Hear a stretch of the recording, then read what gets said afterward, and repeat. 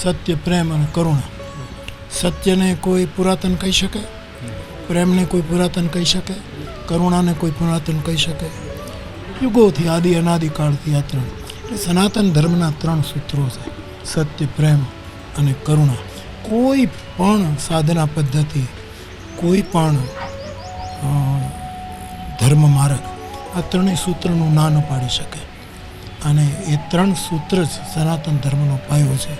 એ હું રામાયણ આજ 65 વર્ષથી ગાઉં છું.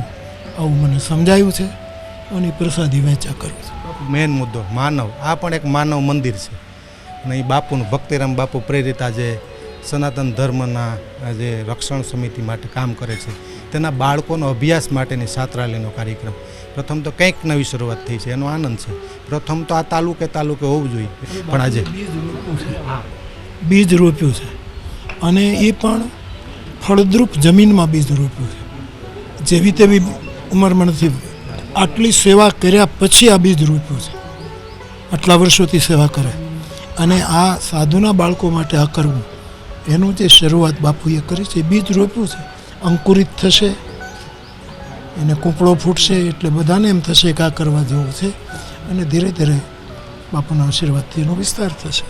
બાપુને આ કુટિયાનો એક વિચાર મને ગમ્યો. આમ જોતા સામાન્ય શબ્દ છે, પણ મારા માટે વિશાળ છે. મનોરોગીની તમે કીધું મનોયોગી, યોગીઓ સાથેની સાધના સિદ્ધ કરવા માટેનો આ તમારો એક પ્રયાસ છે. અહીંયા આવશો, રોકાશો, આની થોડીક વ્યાખ્યાનો અર્થ પાડો તો મજા આવશે.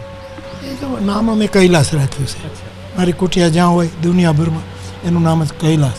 અને કૈલાસ એવું સ્થાન છે કે જ્યાં સિદ્ધો, તપસ્વીઓ, યોગીઓ, ભૂત, પ્રેત, પિશાચ, દેવતાઓ, દાનવો બધા જ ત્યાં જતા હોય છે. એવું એક વિશ્વનું જે માનદંડ છે કૈલાસ. કાલિદાસે કહ્યું કે પૃથ્વીનો માનદંડ હોય તો કૈલાસ.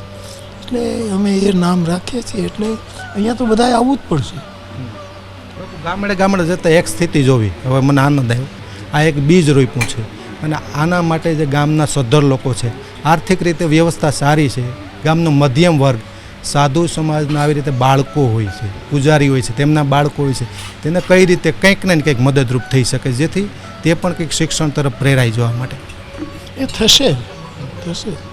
એક જ્યોતિ પ્રગટે તો પતંગે આવે જ, સમજ્યા? એમાં યજ્ઞ પ્રગટ્યો છે એટલે એમાં આહુતિ આપનારા આવશે, સવાલ. કારણ કે એમાં પોતાનો સ્વાર્થ તો કાંઈ નથી, કેવલ પરમાર્થ છે. એટલે તો થશે જ, મને ભરોસો છે. ઓકે, ખૂબ આભાર. ધન્યવાદ.